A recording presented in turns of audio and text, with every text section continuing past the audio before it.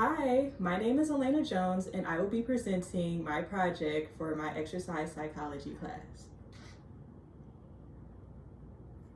So a little bit of an introduction about me. My name is Elena, obviously, and I am a major in media and cinematic arts with a minor in journalism and concentration in sports. So for me, I haven't really ever had a career towards like doing exercise or like being a physical therapist, but I have always been able to implement these exercises in my life in some way. Ever since I was little, my mom has kind of like always implemented exercise by like having me as a little girl go to the gym with her. And ever since then, it's just been in my routine. So when I was taking this class, I was already moderately going to the gym about like 2 times a week. But when I had this class and I saw this project, I thought it would be the perfect opportunity to do an assessment on me that trains kind of like how I'm able to balance a full-time job while being able to work out at least 3 times a week. And my goal was to try to get at least 200 minutes a week of exercise. So yeah. So for my experiences right over here, you may see that when I was starting the assessment, I was kind of like working out moderately twice a week. I've always kind of lived a moderately healthy life, but I wanted to see how I could do with working out intensively and seeing the results, how it would do for like 8 weeks, right? So for week 1 and 3, I did start off strong and I was average kind of about 350 to 400 minutes a week, which was a lot. And I was also doing this without an Apple Watch, so I thought that was pretty impressive as well.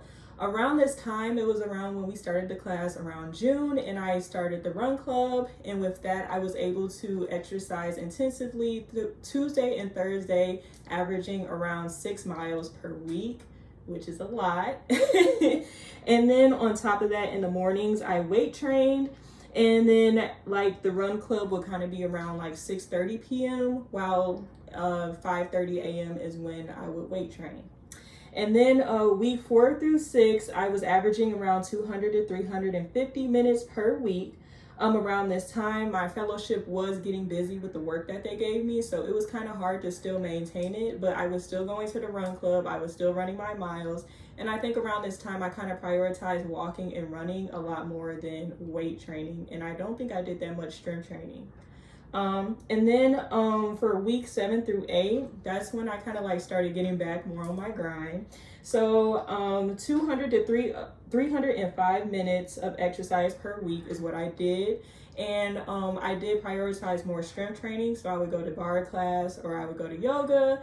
And then I would weight train more in the morning, and I was still going to the run club. Even though it was kind of like the week where I had the lowest minutes, I was still prioritizing getting at least 200 minutes per week, right? So yeah, and then right here, I just have a photo of me kind of like at the gym to show proof that I've actually been working out. And then I have a little animation right over here, but these are kind of like been my experiences with it. Okay, so even though, I was doing really good, probably more than average with working out for the past 8 weeks, I'm not going to sit here and say that it was all like sunshine and rainbows. Literally, I had some barriers and I had some obstacles, but I also did have improvements as well. So as we see right here, the first thing that was kind of an obstacle was getting up at 5 a.m. In my mind, I thought it was crazy until I actually like did it, and I was like, okay, it has its benefits, but it was also going to bed at a decent time that kind of led up to getting up at 5 a.m. So I think another struggle was going to bed at a decent time and waking up very, very early. I would say that last summer I kind of did that challenge and it actually turned out good, but this summer, I didn't really get up at 5 a.m. that much, more like 6 a.m., but it was still early. And then another obstacle that I kind of struggled with was the fact that it was extremely hot this summer. With the run club, they never have people kind of like exercising in like 90+ degree weather, but we would still be working out in like 80-degree weather, 85-degree weather, and the sun would still be beaming. So that was like another obstacle, was that it was really hot. and I had to be more hydrated, more like compared to like when I was in the spring semester and I wasn't really working out that much. And then my last one was my eating habits. So even though I was exercising regularly, I feel like my eating habits were not the best. I feel like I could have improved with having more like leafy vegetables in every single meal. And I could have improved with eating probably less. And I feel like I kind of overconsumed a lot. So if I was able to do this assessment again, I would probably do that differently for sure.